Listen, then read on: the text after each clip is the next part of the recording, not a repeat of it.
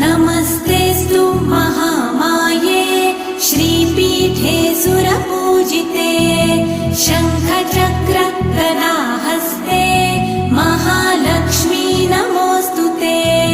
नमस्ते गरुडारूढे कोलासुरभयङ्करी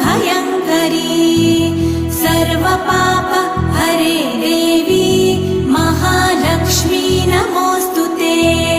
महादेव्यै च विद्महे विष्णुपत्न्यै च धीमहि तन्नो लक्ष्मी प्रचोदयात्।